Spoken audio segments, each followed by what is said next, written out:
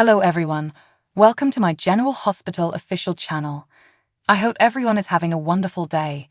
Before we begin, please hit the subscribe button and give this video a thumbs up. Friday, November 17, 2023.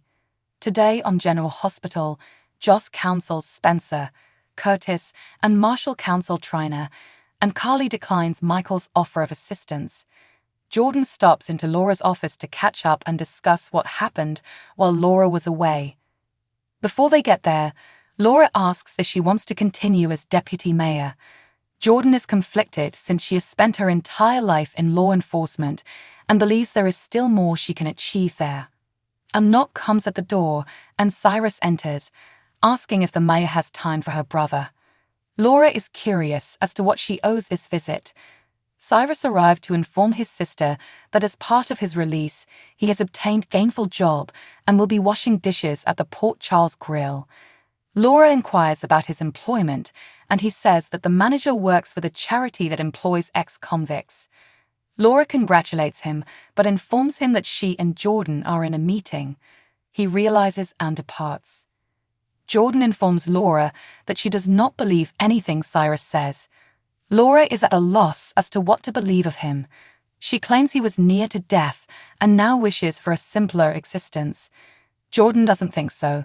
She thinks he's only interested in power. Laura claims that if she returns to the force, she will arrest Cyrus if he violates his release terms.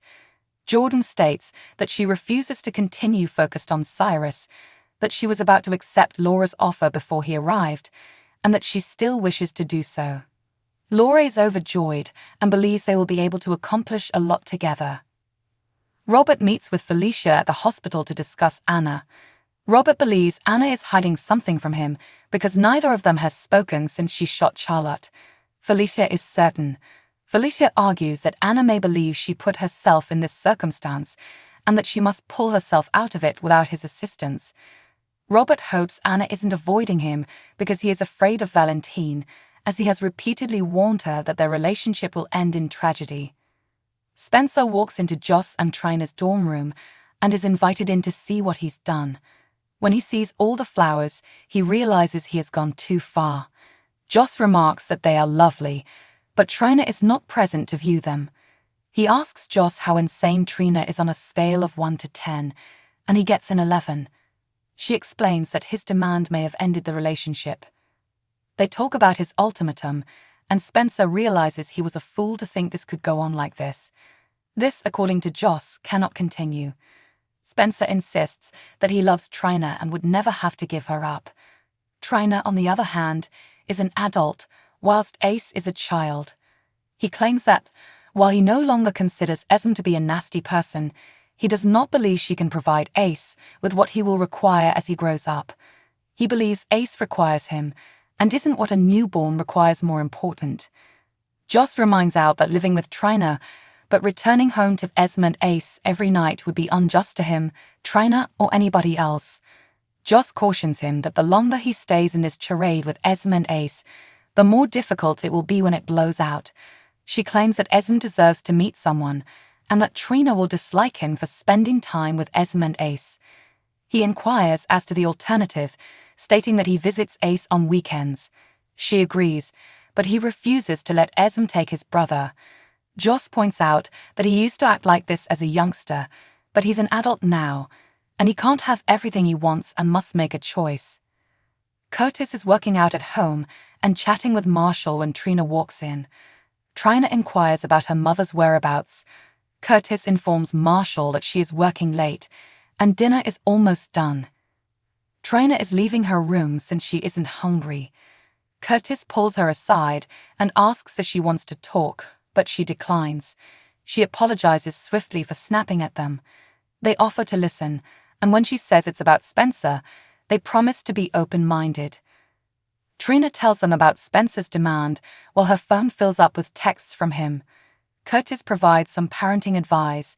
He suggests she should talk to Spencer, but first she should decide out what she wants and what she's ready to accept. She acknowledges she does not want to end her relationship with Spencer, but she does not want Spencer to live with Ace and Esme because he is not Ace's father. Trina feels uneasy about Spencer and Esme spending so much time together. She has hit her limit and is finished. Marshall suggests she tell Spencer about it. Curtis inquires of Trina whether Spencer is her first lover.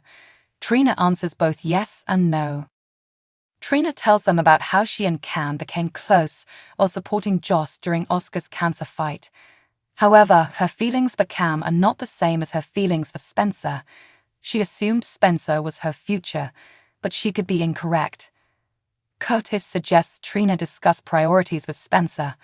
He says that he loves her, his father, and his aunt, but that his wife must be his top priority.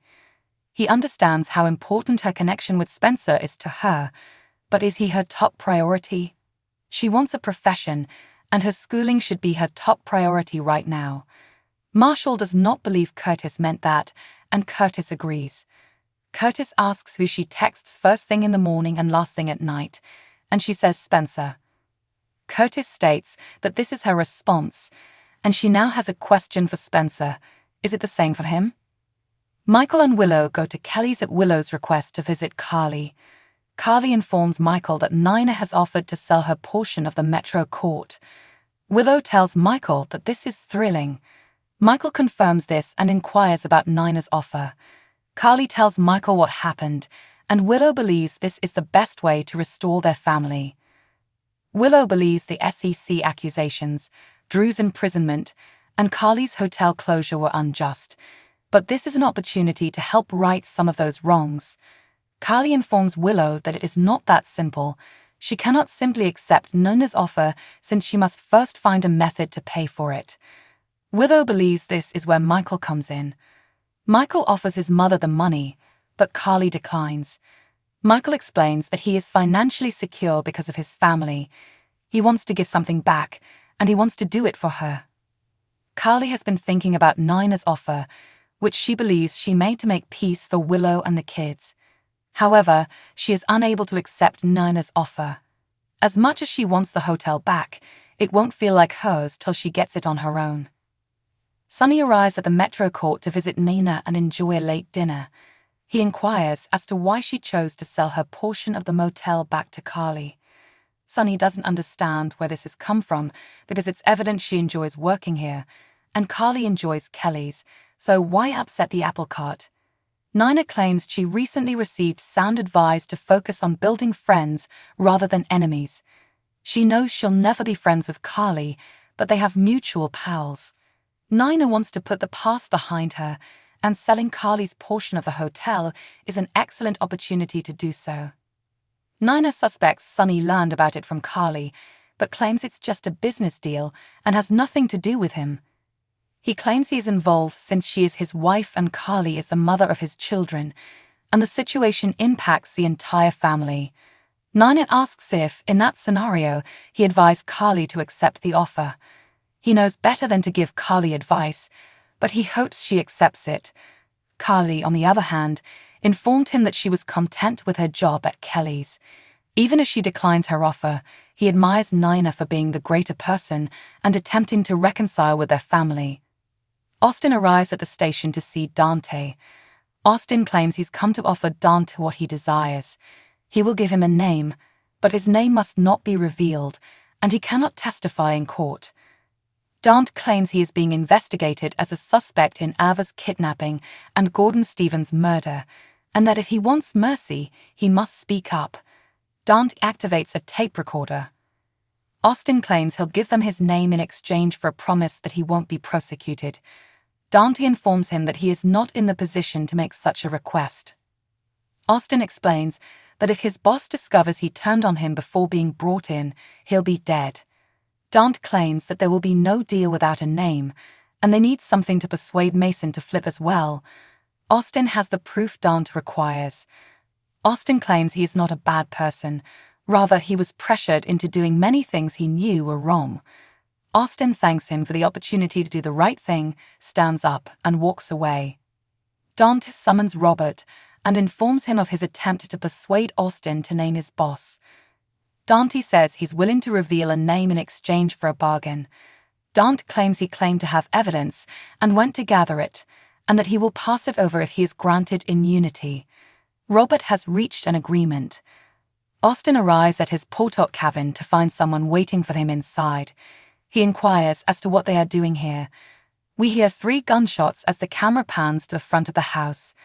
A man in black boots goes out the door, leaving Austin unconscious and bleeding from the chest on the floor of his home. So what do you guys think about this update? Let me know in the comments below. And if you like my videos, please press like and subscribe for more. I'll see you guys next time.